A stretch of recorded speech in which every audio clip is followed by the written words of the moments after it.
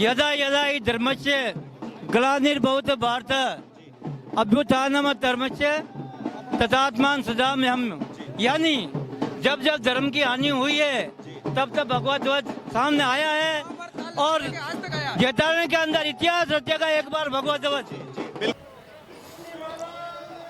नमस्कार, आप देख रहे हैं आपनो प्रदेश राजस्थान और मैं हूं आपके साथ विष्णु उपाध्याय। धर्म सभा का आयोजन है आज लांबिया मठ में, लक्कड़नाथ जी का धुना लांबिया में।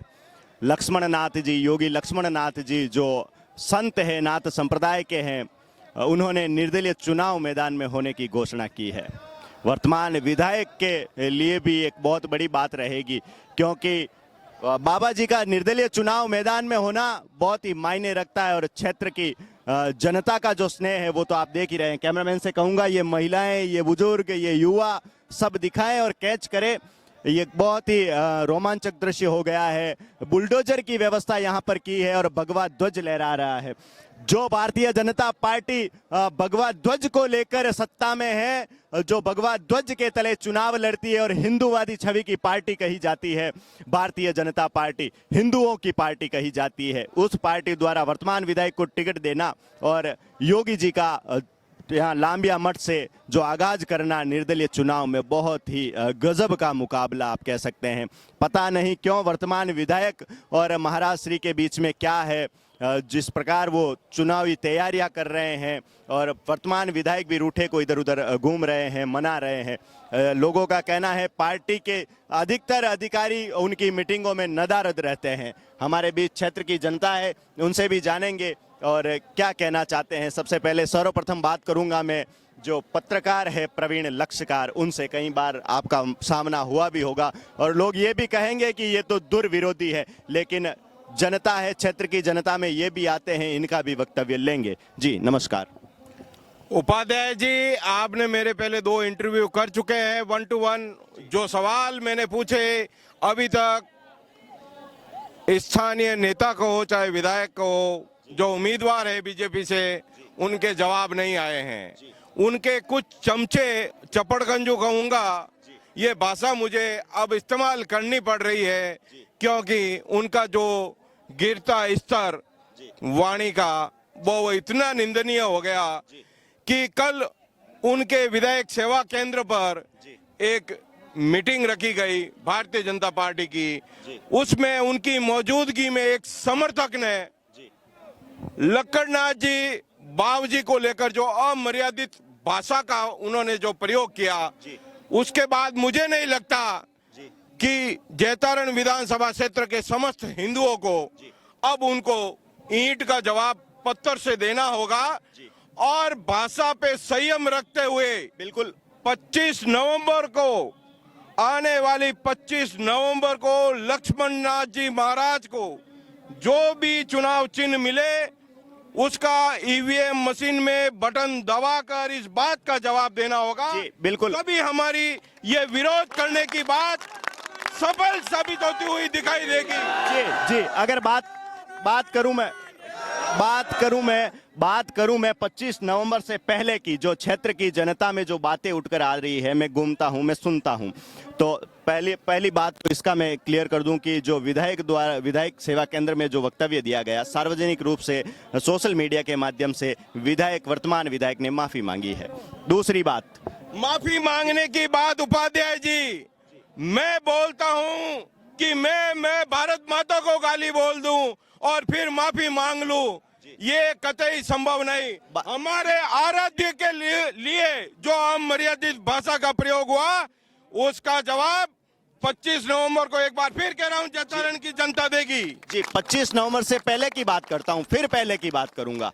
क्या बालकनाथ योगी और योगी आदित्यनाथ दोनों नाथ संप्रदाय से आते हैं? लक्ष्मण नाथ जी भी नाथ संप्रदाय से संबंध रखते हैं और वो दोनों पार्टी में दिग्गज हैं। एक तो उत्तर प्रदेश का नेतृत्व कर रहे हैं और दूसरे योगी जी सांसद रहे हैं और अभी विधानसभा चुनाव मैदान में। क्या उनकी तरफ से अगर महाराज श्री को कहा जाए, समझाया जाए, या पार्टी की तरफ से किसी प्रकार का प्रेशर आए, या योगी आदित्यनाथ अगर इस क्षेत्र में सभा ले, तो क्या योगी जी वहां नहीं जाएंगे?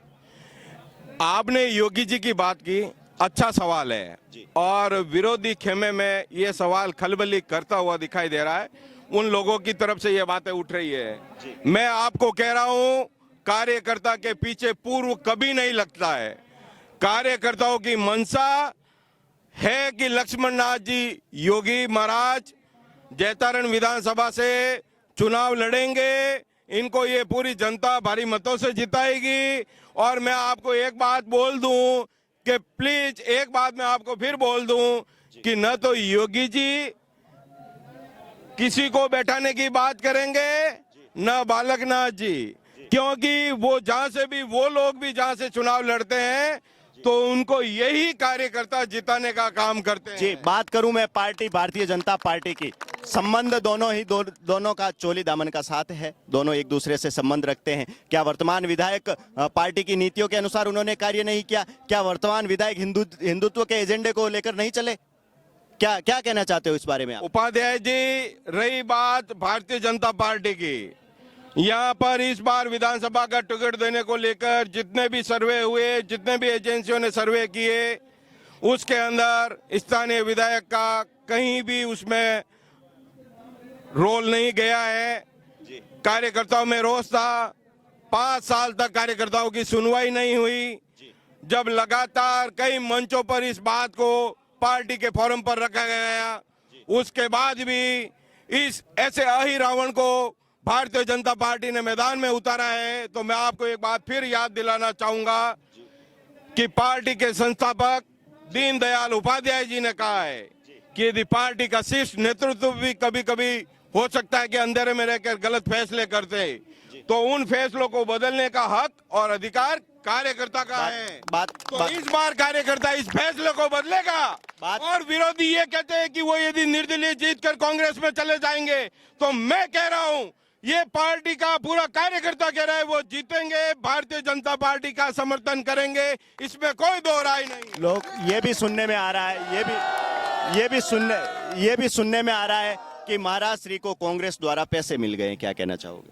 ये घटिया सोच जो स्थानीय विधायक है और उनके चमचे सिर्फ अपना फेस चमकाने को लेकर उल जलूल बातें करते हैं, और वो इस इतनी घटिया स्तर राजनीति पर पहुंच गए कि उनको सिर्फ सत्ता चाहिए। इस सत्ता के लिए वो कुछ भी कर सकते हैं। लोगों का ये भी कहना है कि प्रवीण लक्ष्यकार तो पहले कांग्रेसी थे। मैं मेरा सर तन से जुदा करा दूं यदि मुझे कोई कांग्रेसी साबित कर दे तो। मेरा पूरा परिवार हिंदूवादी है, मैंने हिंदू कुल में जन्म लिया है और मेरी 7 पीढ़ियों ने भारतीय जनता पार्टी के साथ रहे। हम इस भगवा को कभी नहीं झुकने देंगे। और रही राजनीति की बात, मैं कह रहा हूं, मेरे जितने कमेंट्स मेरी पोस्ट पर लिखे जा रहे हैं 90% उनकी प्रोफाइल लॉक है। वो प्रोफाइल खोल के बताए, मैं उनके प्रोफाइल में से निकाल कर बता दूंगा कि वो उनकी मंशा क्या है। एक बात ये भी उठकर आ रही है कि कंधा महाराज श्री का है, बंदूक किसी और की है। ऐसा कर, इस देश के अंदर नरेंद्र मोदी जैसा राष्ट्रभक्त, देशभक्त और भगवा भक्त हैं। ये सोचिए कि हमें आत्मग्लानि होती है इस तरीके की वो लोग बातें करते हैं। आप ये सोचिए कि क्या संतों के सानिध्य में जब जब देश पर, राष्ट्र पर संकट आया तो क्या संत समाज आगे नहीं आया? इस बात को सभी मानेंगे, इतिहास उठाकर देख लीजिए। जी, बात मैंने एक सवाल पूछा था, आपने आपसे एक बात पूछी थी कि क्या पार्टी की नीतियों से काम नहीं हुआ? पार्टी की नीतियों का 5 साल में कुठाराघात किया गया।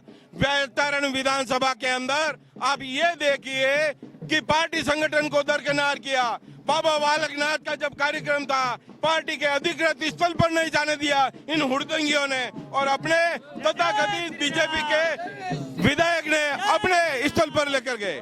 बिल्कुल। नमस्कार, क्या कहना चाहोगे? नाम आपका? मेरा नाम अशोक बिश्नोई, जैतारण। ये बीजेपी एक प्रोपेगेंडा पार्टी है, ये भगवा के नाम पे वोट मांग रही है। अब भगवा खुद जाग चुका है, जैतारण की जनता बोली नहीं है। अब भगवा, क्या आपने बड़ी बात बोली है? क्या भगवा आपने कैंडिडेट उतारे के प्रत्येक 200 सीटों पर? नहीं, कैंडिडेट नहीं उतारेगा। जहाँ जहाँ अपना भगवे का शोषण हुआ वहाँ इनका विरोध होगा, आम कार्यकर्ता आवाज उठाएगा। जी, आप क्या कहना चाहते? शुभ नाम आपका? मेरा नाम नैनाराम है। मैं एक बात कहना चाहूंगा, यदा यदा ही धर्मस्य ग्लानिर्भवति भारत अभ्युत्थानम धर्मस्य तथात्मान सदाम्यहम्। यानी जब जब धर्म की हानि हुई है तब तब भगवा ध्वज सामने आया है और जैतारण के अंदर इतिहास रचेगा एक बार भगवा ध्वज। बिल्कुल, आप देख सकते हैं, कैमरामैन से कहूंगा ये दृश्य दिखाएं जो महंत है संध्या नाथ जी और आप लक्ष्मण नाथ जी दोनों को देख सकते हैं यहाँ पर पंडाल की ओर जा रहे हैं। आप देख सकते हैं, कैमरामैन से कहूंगा आगे का दृश्य दिखाएं। ये भगवा क्या पार्टी पर भारी पड़ेगा, क्या सिंबल पर ये भगवा भारी पड़ेगा, क्या वर्तमान विधायक अपनी सीट काबिज रख पाएंगे, क्या सीट बचानी उनके लिए बहुत ही मुश्किल हो रही है। आप देख सकते हैं महंत जो है मंच की ओर प्रस्थान कर रहे हैं। महंत योगी नाथ जी और संध्या नाथ जी दोनों ही साथ हैं। आप देख सकते हैं संतों के सानिध्य में ये सभा हो रही है। आप देख सकते हैं क्या वर्तमान विधायक के लिए ये बुरे संकेत हैं, क्या विधायक देख पा रहे हैं इस वीडियो को। आप देख सकते हैं काफी सारा हुजूम उमड़ पड़ा है। कैमरामैन से कहूंगा पीछे का दृश्य दिखाएं, कैमरा घुमाएं और पीछे का दृश्य दिखाएं। जय श्री राम।